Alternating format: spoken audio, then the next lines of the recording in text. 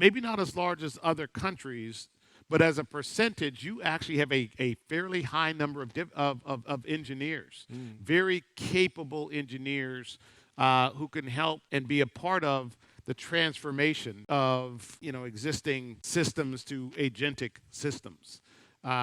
Again, each of the companies will have to think about how they utilize it, and institutions and the government will have to think about how they utilize it. But the good news is you actually have a very capable group of people who have been trained and have built infrastructure to continue to train and take advantage of this engineer dividend. We as engineers, we love more engineers, right? Yes.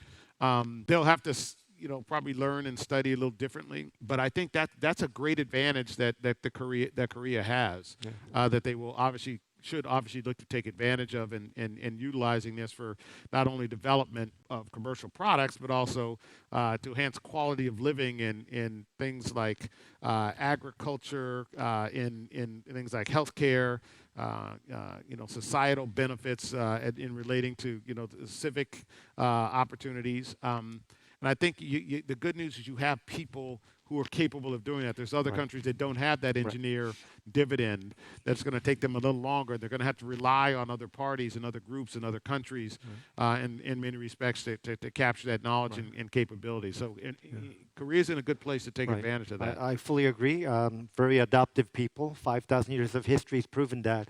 But we are at a crossroad of trying to get on a different conveyor belt too. Yeah, but your leaders in the past have done a good job at least getting you to a place where you now have the institutions that develop great engineers and not only the universities, but actually the companies. Company has been very engineering centric, and I think that's a very important part of this dynamic of progress utilizing this new technology. Right. So I think that's you should absolutely embrace that wholeheartedly. Right. Yeah. And thanks for your leadership on that issue. Sure. I'm cheering for Korea.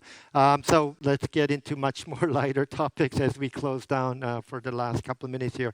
Okay. On a lighter note, amid all the disruptions and uncertainty, what signals are giving you hope? Where do you see optimism emerging? And whether in markets, technology, or human spirit, you kind of touched on it already.